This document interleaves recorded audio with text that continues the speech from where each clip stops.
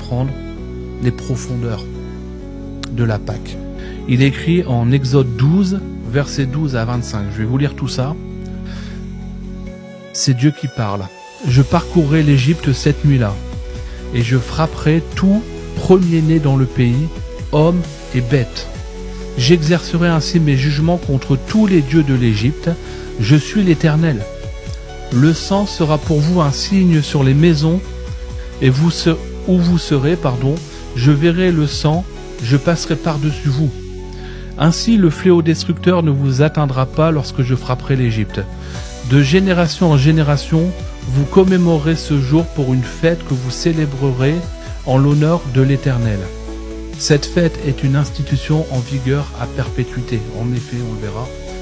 Alors Moïse convoqua tous les responsables d'Israël et leur dit « Allez chercher un agneau ou un chevreau par famille, prenez-le et immolez-le comme agneau de Pâques. » Alors, il est écrit aussi un petit peu en amont, vous prendrez un agneau ou un chevreau sans défaut, un mâle âgé d'1 an.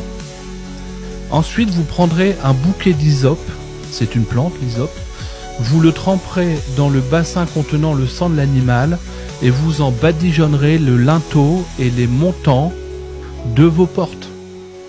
Aucun de vous ne passera la porte de sa maison pour sortir jusqu'au matin. L'Éternel parcourra l'Égypte pour la frapper. Quand il verra le sang sur les linteaux et sur les 2 montants de vos portes, il passera par-dessus la porte et ne permettra pas au destructeur de pénétrer dans votre maison pour porter ses coups. Vous observerez toutes ces prescriptions comme une institution pour vous et pour toute génération à venir. Lorsque vous serez arrivés dans le pays que l'Éternel vous donnera, comme il l'a promis, vous accomplirez cette cérémonie. Alors voilà, la 10e plaie, c'est un esprit de destruction, de mort pour tous les premiers-nés qui parcourent tout le pays d'Égypte. La mort allait se répandre partout et Dieu, par la voix de Moïse, dit « Tu vas tuer un agneau pur sans tache et tu vas badigeonner les linteaux de ta porte. » Le linteau et les côtés de la porte du sang d'un agneau pur. Juste, Jésus, un de ses noms, un des noms de Jésus, c'est qu'il est la porte. Alors, l'ange de la mort passe au-dessus des maisons s'il voit le sang de l'agneau. Il ne tue pas, il préserve la vie. Ils sont préservés d'une mort certaine. La mort passe au-dessus. Et donc c'est le sens de Pâques en hébreu, c'est Pessar.